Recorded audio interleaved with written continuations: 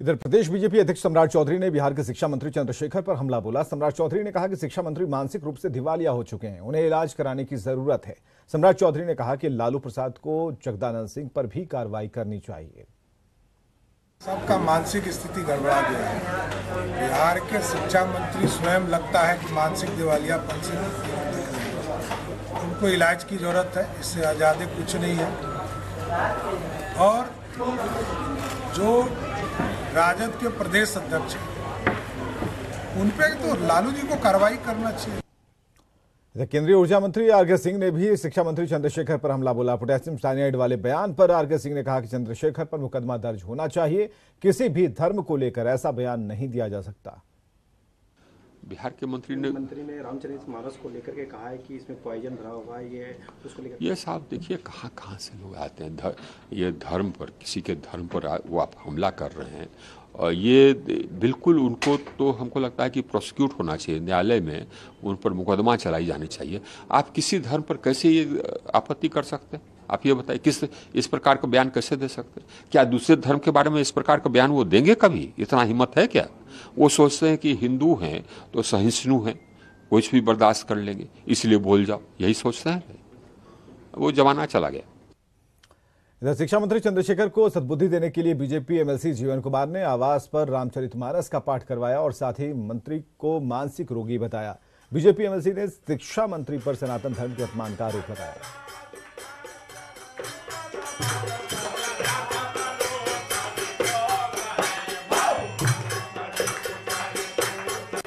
शिक्षा मंत्री चंद्रशेखर के बयान के बाद फिर से हर तरफ विरोध शुरू हो गया है, तो बीजेपी एमएलसी जीवन कुमार भी अपने आवास पर रामचरितमानस का पाठ कराकर शिक्षा मंत्री को सद्बुद्धि देने की प्रार्थना करने में जुट गए हैं। तो देख सकते हैं आवास पर जो है कीर्तन मंडली है और पूरी टीम के द्वारा जो है इस वक्त रामचरितमानस का पाठ किया जा रहा है। हारमोनियम है, ढोल है, झाल है, उसके साथ खुद एमएलसी जीवन कुमार बैठे हुए हैं। तब हनुमंत कहा सुने माता, जानकी माता सकल सुनाए, चले तो विदा कराए। जीवन कुमार एमएलसी हैं जो इस वक्त पाठ करते हुए नजर आ रहे हैं। जीवन जी, ये बताइए कि शिक्षा मंत्री ने फिर से अब कह दिया कि पोटेशियम साइनाइड है और जब तक रहेगा मैं विरोध करूंगा रामचरितमानस। देखिए, उनका दिमाग जो है पूरी तरह से भ्रष्ट हो चुका है। उनके दिमाग में जो है, उनके मन में मैन्युफैक्चरिंग डिफेक्ट हमको लगता है। रामचरितमानस को हम सरकार से मांग करते हैं कि रामचरितमानस को हिंदुस्तान में, पूरे देश में पाठ्यक्रम में शामिल किया जाए। बिहार के शिक्षा मंत्री जो ये कर रहे हैं सर, कह रहे हैं, ये बिल्कुल गलत कर रहे हैं। ये श्री रामचरितमानस, ये इसको आप वो उन्होंने 20 बना रखा है। मतलब कि ये 20 है। अच्छा, शिक्षा मंत्री 20 मान रहे हैं। हाँ, शिक्षा मंत्री इसको 20 मान रहे हैं। क्या उनका मतलब दिमाग काम नहीं कर रहा? मंगल भवनय मंगलहारी, शिक्षा मंत्री के देहु सदा बोधे। मंगल भवनय मंगलहारी, शिक्षा मंत्री के देहु सदा बोधे। मंगल भवनय मंगलहारी, शिक्षा मंत्री के देहु सदा बोधे। यानी रामचरितमानस का विरोध बीजेपी हो या आम जनता, वो बर्दाश्त नहीं करेगी। कैमरामैन धर्मवीर के साथ रजनीश कुमार, न्यूज़ 18 पटना। शिक्षा मंत्री चंद्रशेखर के बयान पर बीजेपी ने तीखी प्रतिक्रिया देते हुए कहा कि सीएम नीतीश कुमार और लालू बिहार को एक पूर्णकालिक शिक्षा मंत्री दें। चंद्रशेखर के लिए एक अलग मंत्रालय का गठन किया जाए जिसका नाम सनातन विरोधी मंत्रालय हो, जहां खुलकर वे अपनी बात रख पाएं। मेरी एक सलाह है माननीय मुख्यमंत्री और माननीय सुपर मुख्यमंत्री लालू प्रसाद यादव दोनों से, अगर आपकी राजनीति के लिए चंद्रशेखर बहुत जरूरी हैं तो उनके लिए कृपया एक अलग मंत्रालय बना दें, सनातन विरोधी मंत्रालय। पर गुजारिश है कि बिहार को एक पूर्णकालिक शिक्षा मंत्री जरूर दे दें। आरएलजेडी ने बिहार के शिक्षा मंत्री को बर्खास्त करने की मांग की है। आरएलजेडी महासचिव माधव आनंद ने कहा कि मुख्यमंत्री नीतीश कुमार को तुरंत शिक्षा मंत्री को बर्खास्त कर देना चाहिए। बिहार के शिक्षा मंत्री पूरी तरह मानसिक दिवालिया के शिकार हो चुके हैं। जिस तरह लगातार एक पर्टिकुलर धर्म के बारे में, एक पर्टिकुलर धर्म ग्रंथों के बारे में जिस तरह के बयान दे रहे हैं, वह किसी भी मंत्री को शोभा नहीं देता। आप शिक्षा मंत्री हैं, आपका काम है शिक्षा व्यवस्था को दुरुस्त करना, लेकिन शिक्षा व्यवस्था को तो आपने रसातल में पहुंचाने का काम किया और लगातार हिंदू धर्म ग्रंथों के बारे में आप अनाप शनाप बयान देते हैं। मुझे लगता है आदरणीय नीतीश कुमार जी में अगर तनिक भी नैतिकता बची है तो अविलंब उनको शिक्षा मंत्री से बर्खास्त किया जाए।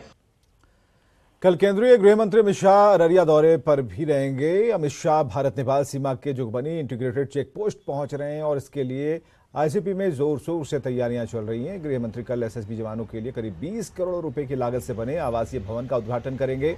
वहीं बतनाहा एसएसबी के नए भवन का वर्चुअल माध्यम से उद्घाटन होगा। उनका आईसीपी है इंटीग्रेटेड चेक पोस्ट जोगबनी, वहीं पर एसएसबी का पीसीजी भवन का उद्घाटन करेंगे और वर्चुअली वहीं उसी स्थल से एसएसबी का जो कैंप में अवस्थित क्वार्टर्स है उसका भी इनॉग्रेशन होगा। वो मुख्य रूप से सरकारी कार्यक्रम ही है। माननीय गृह मंत्री जोगबनी नेपाल के बॉर्डर में इंटीग्रेटेड चेक पोस्ट के अंदर उनका कार्यक्रम है और यहाँ आम सभा नहीं है।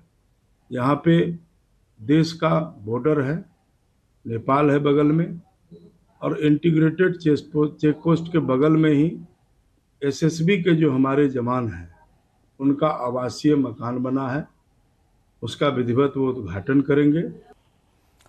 अमित शाह के बिहार दौरे पर डिप्टी सीएम तेजस्वी यादव ने कहा कि गृह मंत्री 365 दिन बिहार में रहें, इससे बिहार को फायदा ही होगा, लेकिन लगातार दौरे से पता चलता है कि वे कितना डरे हुए हैं। वो हर महीने आए, आ ही रहे, इसमें कोई दिक्कत नहीं होगा। अब गृह मंत्री जो है 365 दिन भी साल के वहाँ रहेंगे तो हम ही लोग को फायदा होने वाला है। और दूसरा ये बात दिखाता कि कितने डरे हुए हैं, तो डर है लेकिन अच्छी बात है। इसी बहाने पार्टी के काम से तो कम बिहार आ रहे हैं, लेकिन जो बिहार को देना चाहिए विशेष राज्य का दर्जा, विशेष पैकेज या विकास के मुद्दे हैं, एक बार भी कहाँ आते हैं अमित शाह जी। इधर असम के सीएम हेमंत बिस्वा शर्मा ने नालंदा में 2 दिवसीय वैशाली फेस्टिवल में हिस्सा लिया। फेस्टिवल में हिस्सा लेने के बाद वो नालंदा विश्वविद्यालय खंडर पहुंचे। असम के सीएम ने 1 घंटे तक विश्व धरोहर के सभी स्तूप और मॉनेस्ट्री को देखा और इतिहास को जाना। पुरातत्वविदों ने उन्हें नालंदा विश्वविद्यालय के इतिहास की जानकारी दी। हेमंत बिस्वा शर्मा ने खंडहर घूमने के बाद कहा कि वो यहाँ आकर गौरवान्वित महसूस कर रहे हैं, लेकिन मेरे मन में ये गुस्सा भी है कि आखिर ऐसे ज्ञान के मंदिर को कोई कैसे ध्वस्त कर सकता है।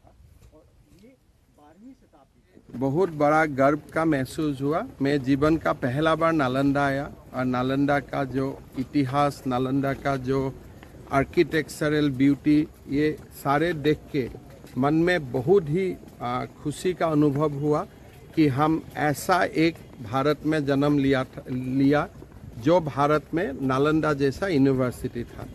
साथ साथ में एक बहुत बड़ा गुस्सा का भी एक फीलिंग आया